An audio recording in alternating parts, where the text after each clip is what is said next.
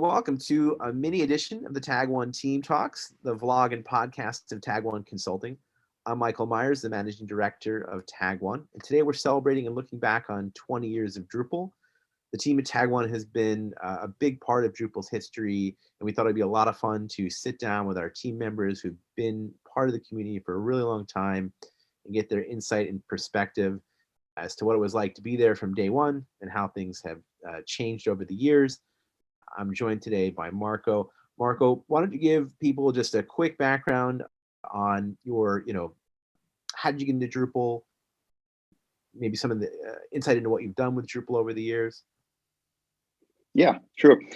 Especially because, it's been so long that probably this introduction is actually needed. It's not like you're talking to Dries or Plach or Fabian or something, because I started working with Drupal I think in 2003 or so, simply because I was looking for a CMS. I was running a website, and it turned out that having static pages doesn't work after a few pages. And so the idea was, okay, I need something that can help me with these pages. And essentially the choice was between PHP Nuke and Drupal.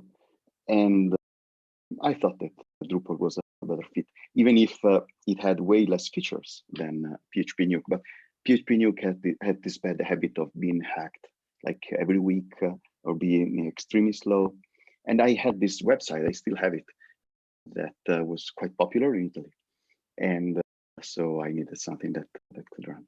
And why Drupal, besides PHP Nuke? But what I was really happy with Drupal, even if he had less features, it was the attitude of the community, which of course was a very small community back then. Like there was this mailing list with, 20 people, 20 active people or so. But it was very clear that there was a vision. There was this leader who was probably a little too strict for me because I kept on suggesting features and I really wanted to push for innovation. And he was like, no, wait, no, let's think this a little more, and so on and so on.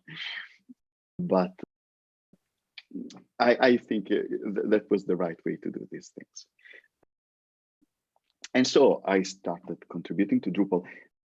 And yes, of course, let's get there. So probably the most famous thing I did for Drupal was the taxonomy module. And about that. How did that come about? Like, yeah. Did you just wake up one day and because that was before like Delicious and tagging. I mean, like that was like revolutionary at the time. I always wanted to ask you that, like. Because I needed it. Because of course. Because on my website I had pictures and I needed a way to catalog those pictures. I had a sort of a forum. I had content and I wanted to tag a content. And so back then, say for example, PHP Nuke had one module for pictures, and the categorization of the pictures was all inside that module. One module for articles, and the tagging was all inside that module, and so on and so on. And I just thought, okay, maybe we can do this thing just once because I'm lazy. And so I said, okay, let's do something. Let's call it categorization or category. I said category. Let's call it category. And so it works for everything. And Dries goes, no, let's call it taxonomy. And of course, the first thing I did was take a vocabulary and see what is this thing? What is this taxonomy? Ooh, okay, let's call it. Sounds exotic. Let's call it taxonomy. Okay, and so yeah, we did taxonomy. So even when he does want to commit something you did, he has to change it. I mean, is it a good name? Was category better? I don't know. It's so hard. Is it confusing? Taxonomy. Yeah. It's what we call it. It's fine.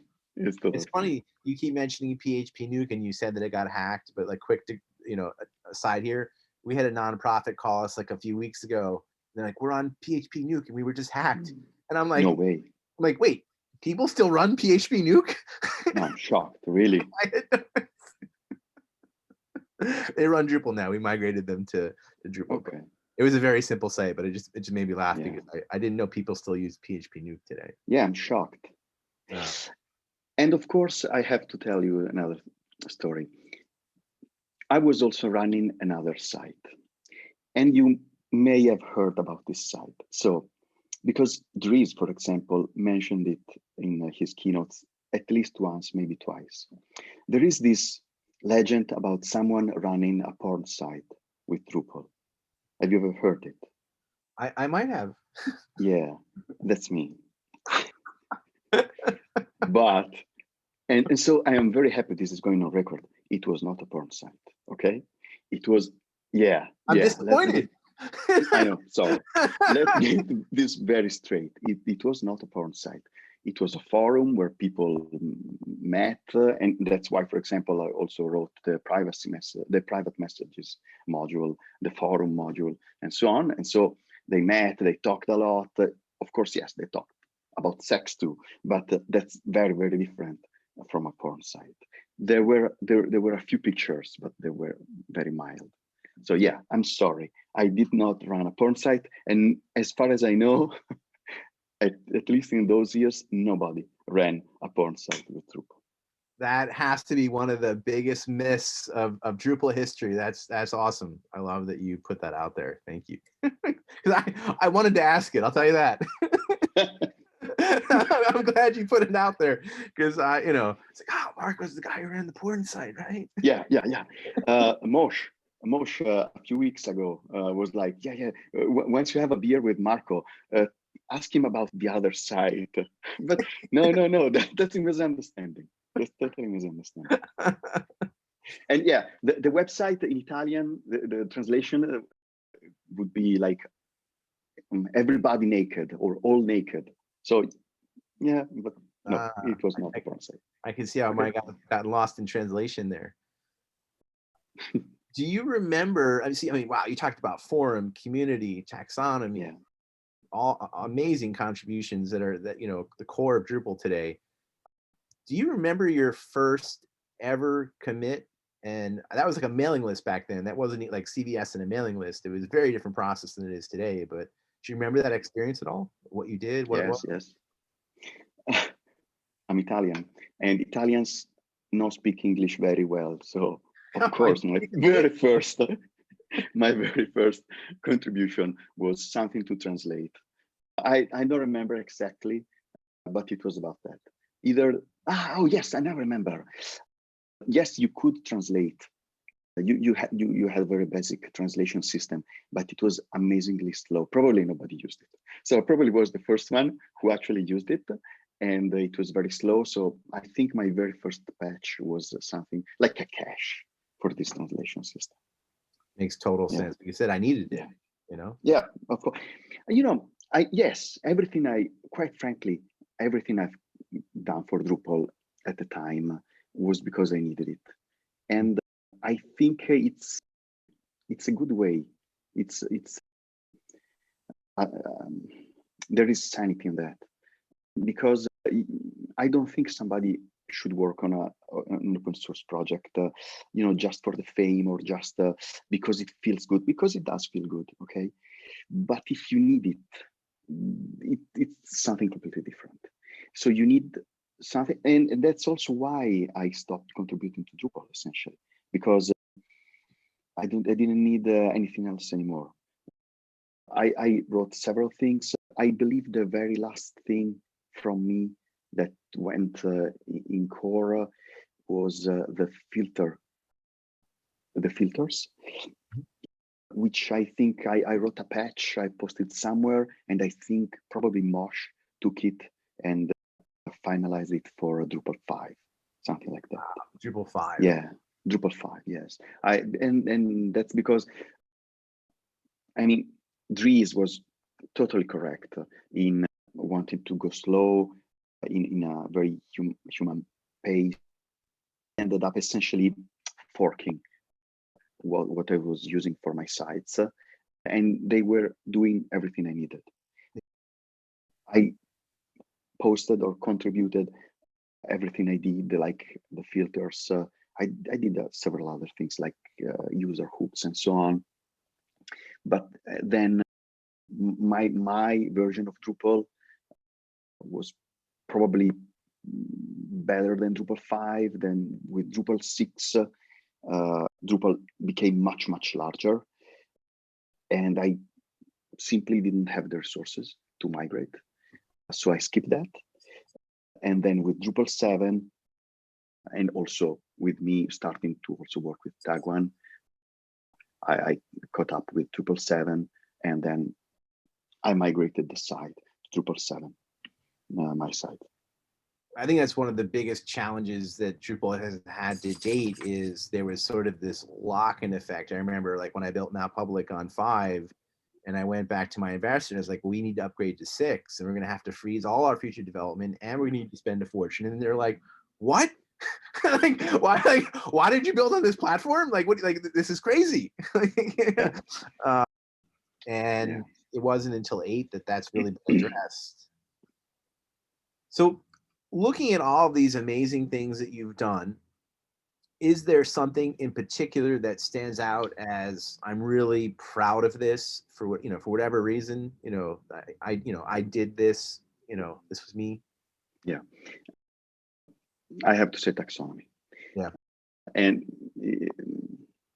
it probably sounds arrogant. And I have to say, now that I look at that 20 years after, I'm not that proud of what I wrote. Okay, so like the API sucks, quite frankly, and even now it's not like it's much better. Okay, yeah. But I like the idea. I mean, the idea of having a single system that handles categories, sounds much better. Categories is. Yes, I'm proud of. Frankly, I'm proud of that. Yes, yeah. As well, you should be. I mean, Thanks. There have been like certain inflection points, like I said earlier. Like one of the things that made Drupal so successful early on versus every other platform is that it had key innovations that put it ahead. And taxonomy is unquestionably one of the key innovations that vaulted Drupal ahead of other platforms at its time. And so I can say without a doubt that it's one of the more influential things that happened in Drupal that we as a platform wouldn't be here today because people wouldn't have jumped on it. Your timing was great. Thank you. Honestly, I think there are many more things that, well, in a way, to me, it feels like 20 years ago, I planted a very small seed because taxonomy is a very small seed. It's nothing special, okay? Yeah. It's nothing like views or the entities or fieldable entities, okay? That's a much bigger effort. But to me, it's like I planted this very small seed. And yes, then maybe that's why one of the reasons why other people got involved in Drupal and then built, say, views, feedable entities, and so on. I think it's a really important lesson for people, though, the power of planting a seed. One of the things I'm most proud of is, helping getting the automated QA and testing system going. And, I'm not a great technologist. I tried to make one commit ever to Drupal, so like non-developers can still have an amazing influence on the platform. I just met with the agency leaders at the time and I said, hey, if we say, we're not going to convince the community that tests have to be a must in core, but if we each commit that our resources that are doing the core commits are going to contribute a test, it'll lead to it becoming a standard because people will follow our lead. And they did, and we did. And that, became the testing harness, which allowed us to get Drupal 7. Without that testing harness, Drupal 7 never would have gotten out the door. Enterprises never would have adopted Drupal. 8 never would have happened.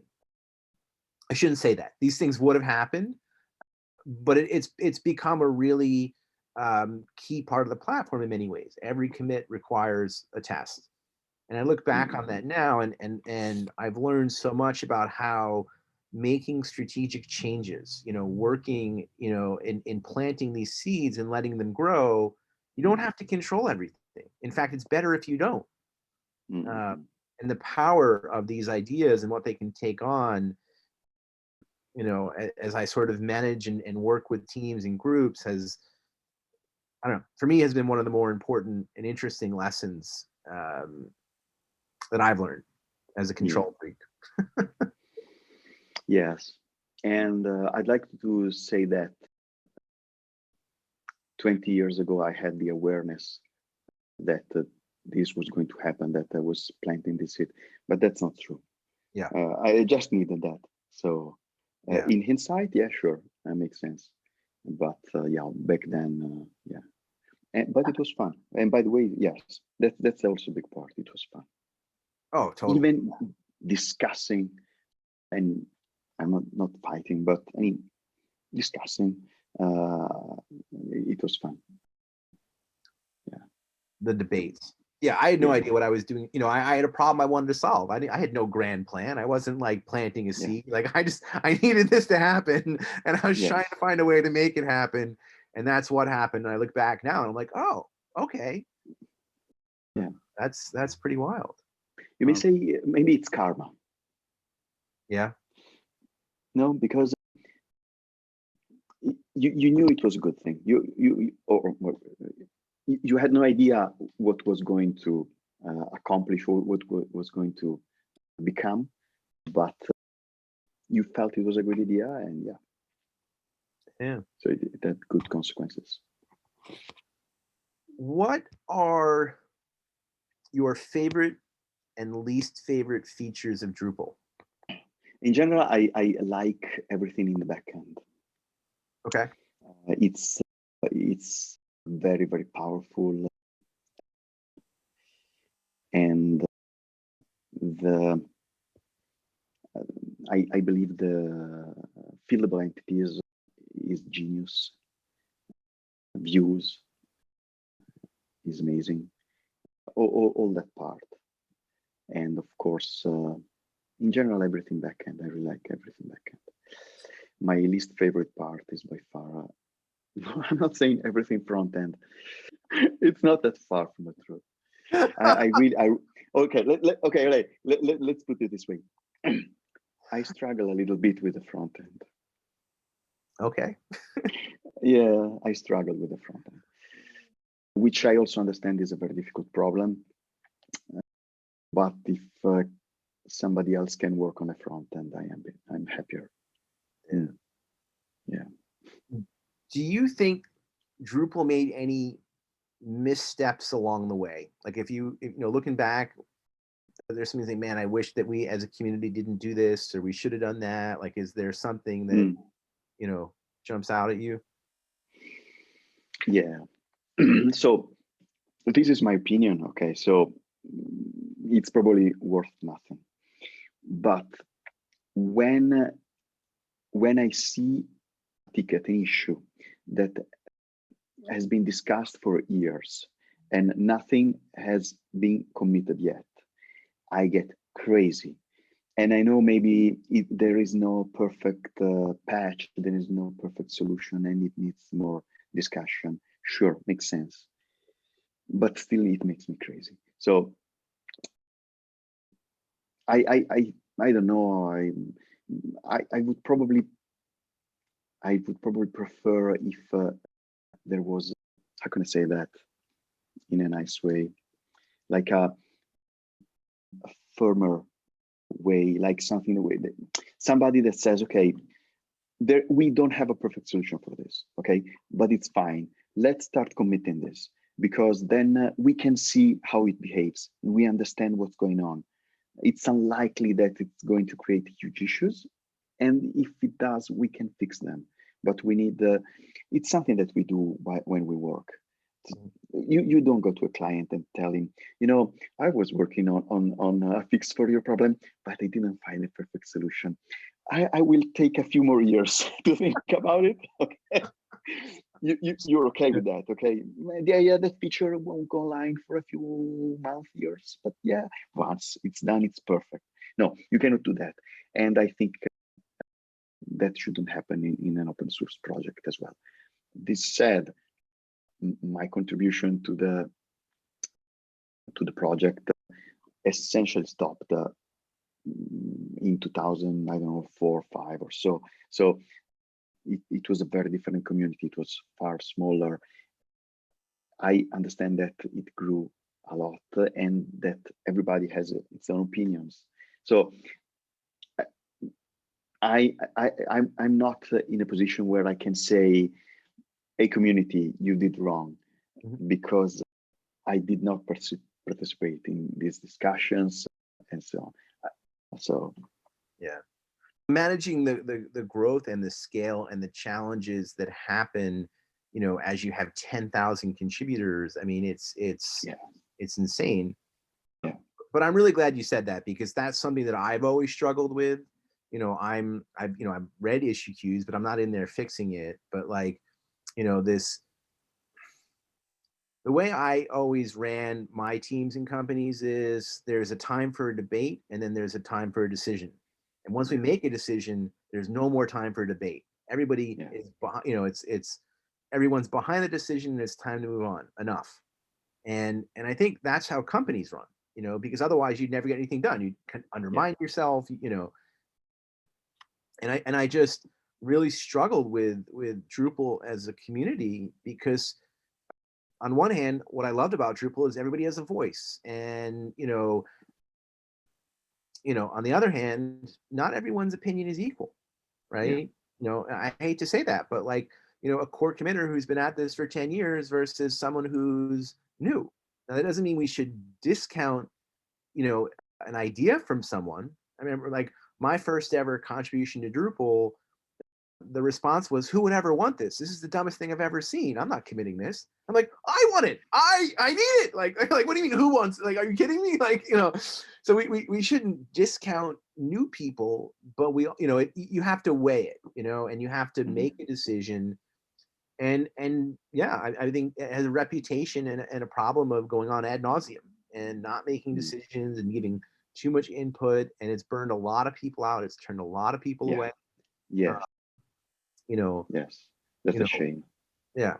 Ultimately, you know, we are where we are, and it's amazing where we've gotten. But I think that problem still exists today. I think that, you know, we've gotten better with structure and you know, roles and, you know, governance. You know, I think that we're trying to address that, but I would think we, you know, could do a stronger job in that. And I think that, you know, it's something that a lot of people struggle with. So it's great. You're the first person to bring that up that I've spoken to, and I think that it's something that, you know, should be really out there. Is there a killer feature that you wish Drupal had today? You know, like, is there something that, you know, I guess, I know you said like you haven't contributed in a while because it does what you need. But is there something that Drupal as a platform doesn't have, or that you wish it did? That I think Drupal is going headless Drupal is going into the right direction. I really hoped it got there sooner. So, and I know that a lot of people do not agree with this, and I can see the reasons. But personally, I'm really fond of a headless backend and a front end created with, you know, all these amazing technologies that we have on the front end, React, Angular, and so on. And I cannot say which direction Drupal should go from here. I can tell you that I wish Drupal went there much sooner. Yeah. Like several years sooner than what happened. So looking back on your history with Drupal, what has been the best part? this answer this answer will sound cheesy, because the best part of Drupal for me was Tag1. Having beers with so, Jeremy. So yeah, Jeremy paid me to say this. No, frankly, it was Tag1. It was fun when I contributed to Drupal back then and so on. But working with Tag1 has been great, and without Drupal, I would not be in Tag1, quite simply. So I thank Drupal for being in Tag1. Tag1 is a really amazing company to work with. Yeah, no, I agree. I wouldn't be here. I'm the same way either. You know, I don't know that I would say it's the best, the best reason that I got into Drupal, but I wouldn't be here without Tag1. That is for sure. You know, that's why I came here to work with you and everybody, is because, you know, when I first got involved in Drupal, I got stuck and I called Tag1 and they helped me. And then my next company, I got stuck and I called Tag1 and they helped me. And, you know, in you know, every problem I ran into, every challenge I had, you know, you, Jeremy, the team, you guys always bailed me out, always went over and above and beyond. And, you know, we'd get together at conferences and I loved hanging out with everybody. And, you know, it's really an awesome group of people that are fun to be around, that are brilliant. I feel like I'm the dumbest guy around, you know, like, you know, they say surround yourself with like really smart people. You know, I came to Tag1 because I learn every day from you and Jeremy and, you know, all these people. I'm just dumbfounded by what you guys do. So Jeremy did not pay me to say that, but I wish he did. I'll take the money. And yeah, the feeling of being the dumbest person in the room is something that I often have. With Tag1. There's such amazing people. Why am I there? Yeah, I get to hang out with. Probably for taxonomy. Thank you, taxonomy. Categories. Categories. Oh, by the way, so you know, now the user ID in Drupal.org is not exposed anymore. Okay, but I know my Drupal ID, and it's one of the few things that the smaller the better. It's 67. Wow. That's crazy. I brag a lot about that. just random people you meet. Do you know that my user ID is 67? That's amazing. I am not that low. I think if you go to your page and you roll over like the tabs, like post commits, it still exposes it in that one place. Yes. But otherwise it's hidden. I'm in the 11,000 range. So you got me beat. And 67, like, that's even more impressive because I've gone through a lot of the user IDs. In the top 100, a lot of them are blank. They were like test accounts. You know, Dries has like 10 of them. Some of them are blank. So, you know, that might as well be like number 12 or something. That's insane. And don't believe Jeremy when he tells you that he has a lower number than me. He always tells you that no, I had another account, but I lost it. No, that's not true. As far as I know, Moshe has a lower number than me. Jeremy is 409, and yeah, of course he is. Moshe. Can I get Moshe's real quick? I didn't real quick. Hang on. But I do, and Moshe has a really low number. Yeah, and Gerhard also has a very low number. Oh my gosh. No, it's amazing. Like the people that we work with that have been there for so long, and the stories we have. I know that today it's impossible to thank everybody, but if you were to go back 20 years ago, Marco, you know, is there a person that really helped you get up and running or helped you at a critical point that you want to say, thanks for helping me get to where I am today? Yeah, so many people. I really think that way more people helped me than the people that I helped by far. Like say, of course, Dries back then, But then, say Catch, Cheeks, Platch taught me so many things. Pax, Doug Green a lot, Fabian, and I'm sure that I'm forgetting so many people. Yeah, no, and they're all amazing. They're all very, very, very bright. Yeah, Wow. And Jeremy too, of course. He didn't teach me anything, but he's a lot of fun. Yeah, but it's fun, and he created Tag1. So thank you, Jeremy, too, of course. Well, I hope that post-pandemic, I can come out to Italy and have a beer with you and some more laughs in person. This was awesome. I really enjoyed this. Thank you. Cool. It was fun for me too. Yeah, glad to hear it. Take care. Bye.